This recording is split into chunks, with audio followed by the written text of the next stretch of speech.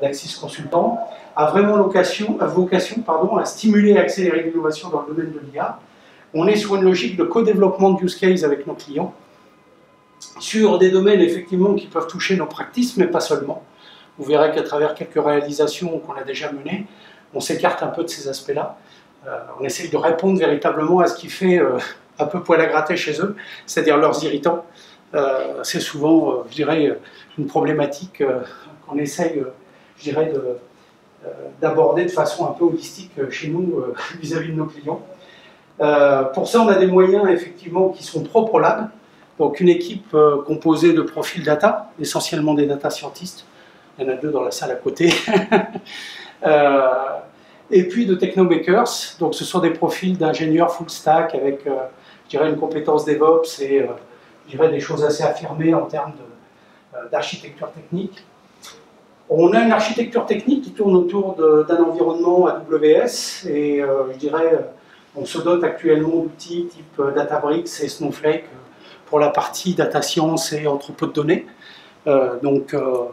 Ce qui nous permet d'avoir, je dirais, une capacité à pouvoir poker des choses en interne, tout en offrant un niveau de sécurité aussi vis-à-vis de nos clients par rapport aux données qu'ils veulent bien nous confier, et en leur permettant de pouvoir interagir avec nous à travers, je dirais, des accès qui sont plus ou moins, je dirais, personnalisés, suivant la nature des opérations qu'on mène conjointement.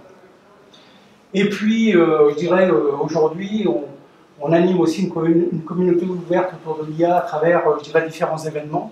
C'est par exemple les Good Morning, c'est les soirées de l'IA, mais c'est aussi des participations à des meet-up, à des conférences, voilà, sur lesquelles, je dirais, on vient partager un certain nombre de choses avec d'autres sociétés, des éditeurs, des influenceurs dans le domaine de l'IA, des sommités parfois qu'on croise et avec qui on échange sur un certain nombre de sujets, et ça nous permet de s'enrichir mutuellement.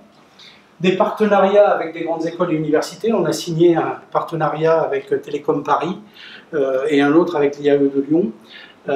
Donc pour nous, ce qui est important, c'est aussi de pouvoir recruter des profils qui sont en phase avec ce qu'on a besoin de développer au sein du Labia.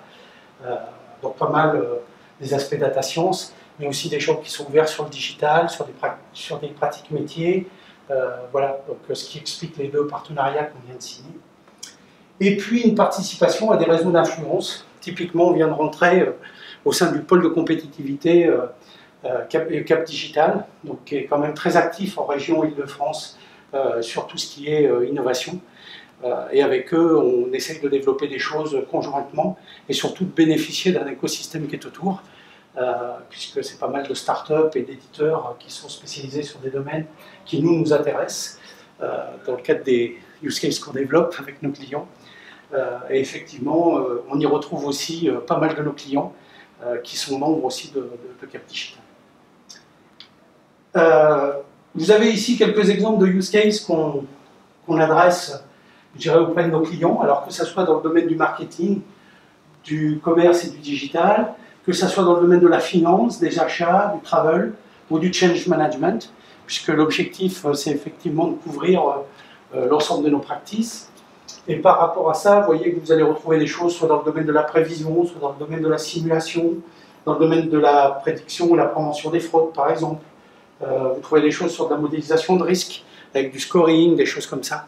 Donc tout ça, c'est des sujets qui effectivement parlent à nos clients, et sur lesquels aujourd'hui on essaye de monter des co-développements, des logiques de co-développement, ce qui eux leur permet de pouvoir disposer d'un certain nombre de moyens et de ressources pour travailler sur ces sujets qui parfois n'ont pas la priorité chez eux. Et l'idée, c'est vraiment de pouvoir démarrer des choses tout en ayant, je dirais, un maximum de transparence, de sécurité et puis d'échange, puisqu'on fonctionne bien sur ce mode-là avec eux.